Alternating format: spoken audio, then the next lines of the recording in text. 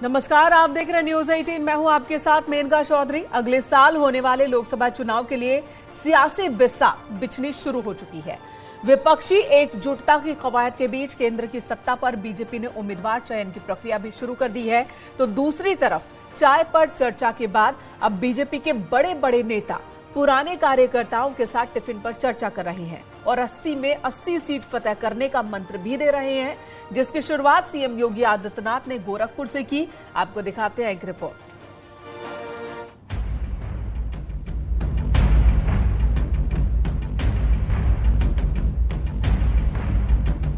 उत्तर प्रदेश में टिफिन पर चर्चा उस रणनीति का हिस्सा है जिससे टारगेट 80 को साधा जा सके, सभी लोकसभा सीटों को कब्जाया जा सके और उस अभियान को भुनाया जा सके जिससे हर घर हर दरवाजे तक दस्तक दिया जा रहा है। टिफिन पर चर्चा की ग्रैंड ओपनिंग मुख्यमंत्री योगी ने गोरखपुर से की और पूरे पूर्वांचल में जीत का संदेश दिया। इस कार्यक्रम को और खास बनाने के लिए गोरखपुर के गोकुल गेस्ट हाउस में तमाम नेता और पदाधिकारी भी शामिल हुए, जिन्होंने टिफिन पर चर्चा का लुत्फ उठाया और 24 में सभी 80 सीटों पर फतेह का नारा बुलंद किया। मिशन 2024 को लेकर भारतीय जनता पार्टी ने आज टिफिन पे चर्चा कार्यक्रम आयोजित किया और खुद गोरखपुर सदर से विधायक मुख्यमंत्री योगी आदित्यनाथ ने अपने वरिष्ठ कार्यकर्ताओं के साथ टिफिन किया है। और आप देखिए कि यहाँ पे मुख्यमंत्री योगी आदित्यनाथ ने जो वरिष्ठ कार्यकर्ता हैं उनके साथ उन्होंने जो है यहाँ भोजन किया है और भोजन लेने के साथ साथ सभी कार्यकर्ताओं ने उसका सेल्फी भी ली है, फोटो भी लिया है और अब उन फोटो को नमो ऐप पे डाउनलोड किया जाएगा और इससे जो राष्ट्रीय नेतृत्व है उसको जो है ये पता लगेगा कि किस तरीके से गोरखपुर के जो गोरखपुर सदर के कार्यकर्ता हैं वो एक साथ बैठ के खाना खाए हैं। टिफिन पर चर्चा की खास बात ये है कि जितने भी नेता कार्यकर्ता हैं वो अपने घरों से टिफिन पैक करवा कर लाते हैं और फिर जब टिफिन पर चर्चा शुरू होती है उसमें सियासत का छौका लगाया जाता है और फिर उस रणनीति पर एजेंडा सेट होता है जिससे लोकसभा चुनाव में जीत बड़ी हो सके। अपना टिफिन जो भी वो खा सकता है। अब रवि किशन को जो भोजन पसंद है, रवि किशन अपना भोजन लेके आए होंगे, हम लोगों को जो पसंद होगा हम लोग अपना लेके आए हैं, लेकिन हर व्यक्ति अपने घर से लेके आए और उसके साथ हम सब बैठ करके विचार विमर्श भी किए। इसके बाद भोजन करके फिर अगले कार्यक्रम की तैयारी। 1 महीने तक चलने वाले इन कार्यक्रमों को सफलता की नई ऊंचाइयों तक लेके जाना, घर घर तक जनसंपर्क के कार्यक्रम को करना, व्यापारिक सम्मेलन हो या प्रबुद्ध सम्मेलन हो, इन्हें सफलता की नई ऊंचाइयों तक पहुंचाना। आज मुझे बड़ा जोश दिखाई दे रहा है। ये बहुत ही सुंदर संगठन ने सोच रखी है कि टिफिन पर चर्चा हो। जनसंपर्क अभियान के जरिए सभी 80 लोकसभा सीटों पर मंत्री से लेकर तमाम बड़े बड़े नेता और पदाधिकारी केंद्र और राज्य सरकार की योजनाओं का संदेश दे रहे हैं। तो वहीं सीएम योगी ने गोरखपुर से टिफिन पर चर्चा अभियान की शुरुआत की, जिसमें आगे की रणनीति पर चर्चा हुई। टिफिन पर चर्चा का मकसद ज्यादा से ज्यादा लोगों से संपर्क साधना, बीजेपी कार्यकर्ताओं को प्लान समझाना, रूठे नेताओं और कार्यकर्ताओं को मनाना, ज्यादा से ज्यादा युवाओं को पार्टी से जोड़ना, क्षेत्र की समस्याओं को लेकर फीडबैक लेना। 2024 के लिए बीजेपी का ये अनूठा प्रयोग यानी टिफिन बैठक हर जिले, हर शहर, हर मंडल में होनी है, जिससे लोगों से जुड़ने का ज्यादा वक्त मिल सके। साथ ही कार्यकर्ताओं को अपने क्षेत्र में ग्राउंड पर उतारकर विकास योजनाओं को समझाया जा सके और वहाँ की जनता का मूड जाना जा सके, उन्हें परखा जा सके, जिसकी शुरुआत सीएम योगी ने गोरखपुर से की है। यानी 2014 में चाय पर चर्चा, तो 2024 में टिफिन पर चर्चा से बीजेपी यूपी की सभी 80 सीटों को जीतना चाहती है और सभी सीटों पर कमल खिलाना चाहती है, जिस पर अब विपक्ष की भी नजर है। न्यूज 18 के लिए गोरखपुर से राम गोपाल द्विवेदी की रिपोर्ट। लोकसभा चुनाव से पहले बीजेपी अब मुस्लिमों को पार्टी से जोड़ने के प्लान पर काम कर रही है। बीजेपी उत्तर प्रदेश की हर लोकसभा में मोदी मित्र बनाओ अभियान चला रही है, जिसको मिशन भाईजान के नाम से जाना जा रहा है। हर लोकसभा में 5000 मुसलमानों को पार्टी से जोड़ने का लक्ष्य रखा गया है। पश्चिमी उत्तर प्रदेश से मिशन भाईजान अभियान की शुरुआत हो रही है।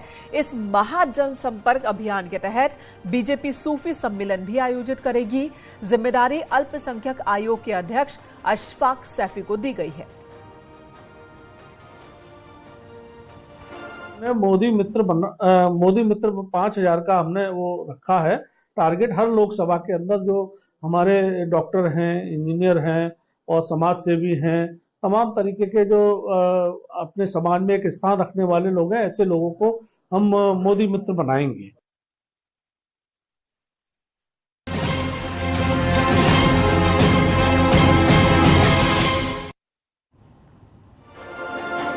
इधर ओम प्रकाश राजभर एक बार फिर बीजेपी के विजय रथ पर सवार होने को तैयार है, जिससे अखिलेश यादव को बड़ा झटका लग सकता है, क्योंकि राजभर की नजर उन दलित और ओबीसी वोट बैंक पर है जिसे 2022 के विधानसभा चुनाव में राजभर ने अखिलेश के लिए जीता था।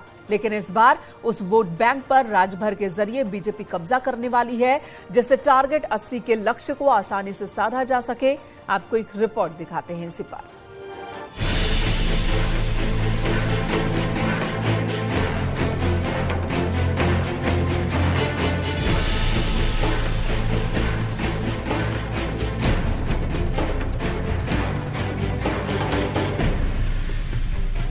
अखिलेश यादव को आंख दिखाने वाले राजभर अब बीजेपी के विजयी रथ पर सवार होने के लिए तैयार हैं। बीजेपी के साथ 24 की लड़ाई लड़ने के लिए तैयार हैं और दलित ओबीसी वोट बैंक की गोलबंदी के लिए अरुण राजभर की हुंकार है। गठबंधन कह रहे हैं, राजनीति में कब कौन से परिस्थिति बदल जाते हैं, राजनीति संभावनाओं का होता है और राजनीति में कब संभावनाएं बन जाएंगी, कब बिगड़ जाएंगी, ये न हम कह सकते हैं न आप कह सकते हैं। ऐसा नहीं हम छुप करके काम करते हैं, हम सब कुछ बताते हैं, लेकिन अभी किसी तरीके कोई वार्ता नहीं है, किसी तरह से किसी नेता से हमारा मुलाकात का कुछ नहीं है। हाँ, जब दौर आएगा तो हम आपको बुला कर बताते हैं। जहाँ फायदा वहाँ राजभर का गठबंधन वाला इरादा पुराना है। पहले बीजेपी के साथ तो फिर अखिलेश के साथ अपनी सियासी रोटी सेकने वाले ओपी राजभर का झुकाव एक बार फिर बीजेपी की तरफ है और बीजेपी के बड़े नेताओं से लगातार संपर्क भी साधा जा रहा है। हालांकि अभी औपचारिक ऐलान बाकी है। हम तो श्री अखिलेश यादव जी के पीछे पीछे चलने के लिए तैयार, लेकिन अगर आप हमको सहारा नहीं देंगे या आप हमारा हाथ पकड़ना ही नहीं चाहेंगे तो जबरी तो हाथ पकड़ के उनको चलेंगे नहीं। हमने तो वो तो मना कर रहे हैं ना आपके साथ गठबंधन नहीं आई थी। इस चुनाव में बात अति पिछड़े और दलित की हुई थी उधर की तरफ से कि हमने अति पिछड़े और दलित को हमने टिकट दिया।